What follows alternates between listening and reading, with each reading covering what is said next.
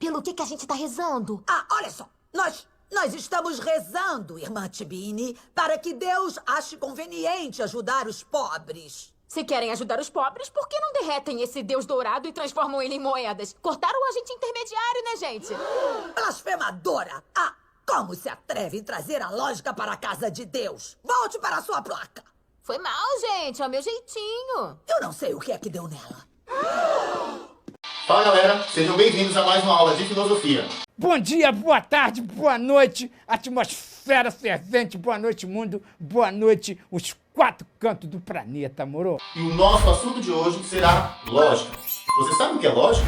É claro. A lógica faz parte do nosso cotidiano, na família, no trabalho, no lazer, na política, enfim. Sempre que nos dispomos a conversar com as pessoas, usamos argumentos para expor e defender nossos pontos de vista.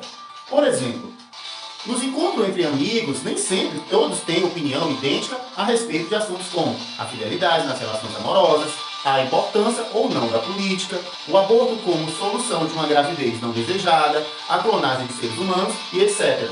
Essas situações nos levam a usar argumentos para defender o nosso modo de pensar. Outras vezes, porém, desejamos persuadir alguém a respeito das ideias que defendemos. Por que você tacou a pedra no carro? Por causa de agressão de corpo em cima de trabalho para fazer eu se transformar em cobra. Me desruga tudo a minha pele, sendo que eu não mereço isso. O que é isso, rapaz? O que você está falando? Nada a ver. Por exemplo, um político faz promessas tendo em vista o voto do eleitor. Um advogado quer convencer o juiz da inocência do seu cliente. Ou o vendedor das razões da superioridade do seu produto ao eventual comprador. Esse é o mercado, esse é o que tem que ser mercado, que é o desenvolvimento da glândula pineal, da célula epífise, que está no íntimo do mesencéfalo, na base do cérebro. Meu nome é Antônio Carlos Ferreira de Sena. Nesses casos, não se trata apenas de simples exposição de raciocínio, porque se apela também para a emoção, a fim de melhor convencer o interlocutor. A pior coisa que eu fiz foi de ter vendido o revólver do meu marido, porque eu tinha largado uma bala na cara dele. Porque a cara de mulher, de homem se respeita e de mulher também. E ele só procura conversa com mulher.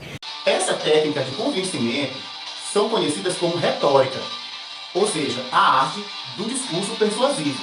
O que nos interessa nessa nossa aula, porém, não é a persuasão, mas a lógica como um instrumento organizador das ideias de maneira mais rigorosa, a fim de chegar a conclusões adequadas e evitar o erro.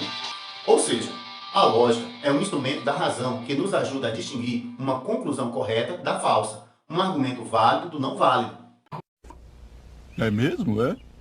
Então vamos começar por aquilo que se denomina falácias. Existe isso, você está inventando palavras. Fala direito, rapaz. As falácias são argumentos não válidos.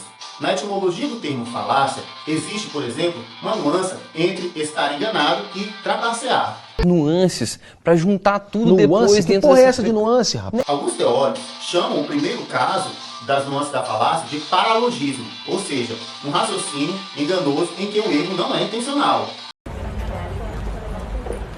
Deixa a caixinha aí depois. Valeu. Fora SUS.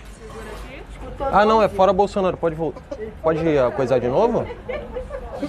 Já no segundo caso, costuma se chamar sofisma, por existir a intenção de enganar deliberadamente. Foi sem querer querendo. Vejamos então alguns tipos de falácia. Pessoal, existem vários tipos de falácia, porém nós vamos aqui delimitar apenas os casos mais famosos e que a gente pode também contextualizar aqui, beleza? Então comecemos pelo argumento da autoridade.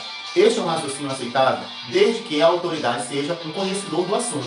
Assim, por exemplo, ao consultarmos um médico, nós seguimos suas prescrições. Ou, se o carro apresenta defeito, nós levamos ele a uma oficina mecânica de confiança.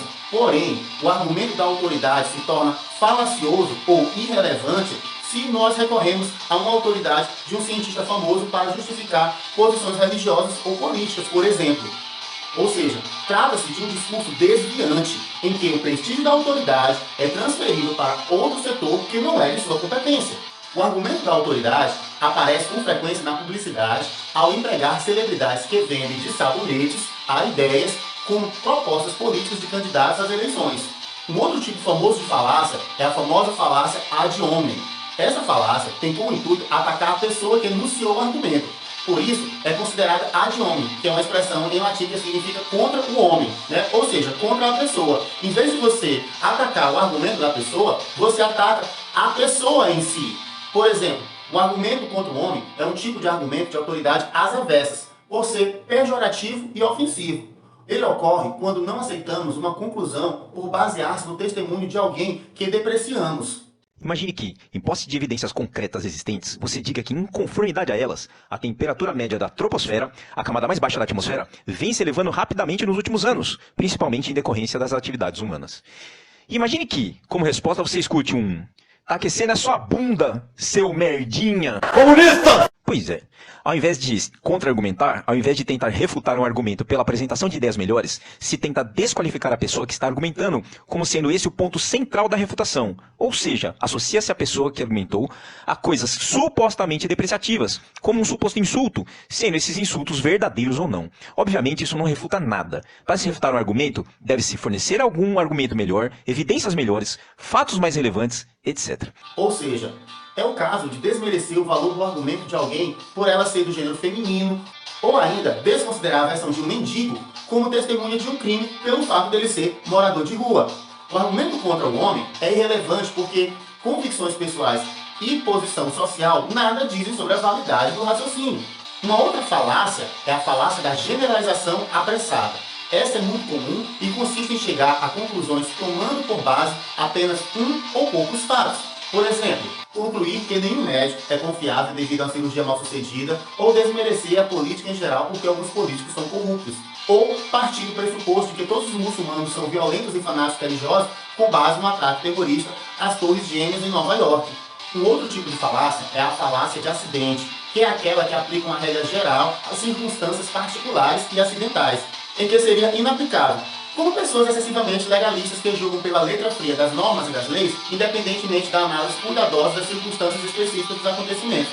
Um exemplo disso é você impedir a entrada de um deficiente visual porque ele está com seu cão-guia só pelo fato do seu estabelecimento não permitir a entrada de animais. Então isso você toma um caso geral e coloca ele acima dos casos particulares que merecem uma melhor observação. A outra falácia é a falácia da conclusão irrelevante ou da ignorância da questão, que consiste em se desviar da questão principal.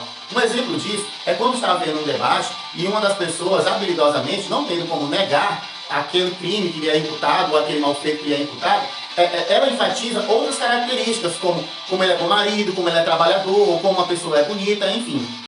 На пачках сигарет пишут «курение убивает». Почему на водке такое не пишут? Она же тоже вредная. А зачем на водке писать «курение убивает»? Uma outra falácia é a falácia da petição de princípio ou de raciocínio circular ou círculo vicioso. Essa falácia supõe como conhecimento o que é o objeto da questão. Por exemplo, quando dizemos tal ação é injusta porque é condenável, e é condenável porque é injusta. Ora, a gente vê aí que uma coisa leva a outra, então é uma redundância. Nesse exemplo, é até fácil perceber o erro, mas não ocorre a mesma facilidade deste outro exemplo aqui, que eu vou mostrar agora para vocês.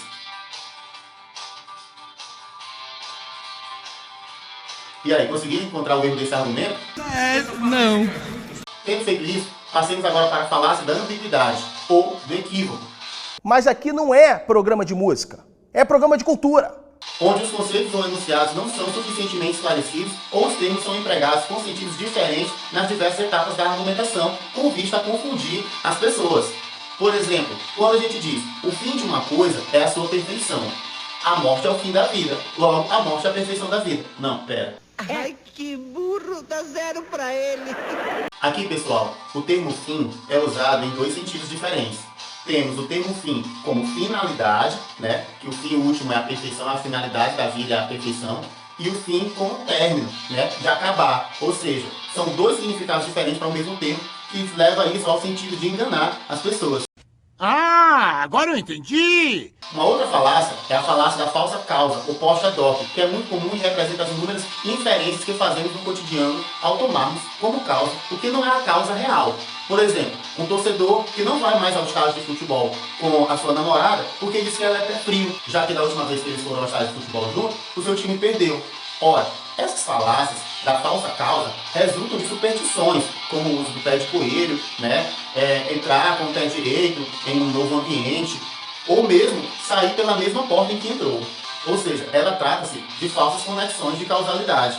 Bom, pessoal, depois dessas exposições, na próxima aula passaremos para o exame de alguns conceitos e regras que podem nos ajudar a pensar melhor. Por enquanto, eu vou ficando por aqui e espero vocês na próxima aula aí. Falou!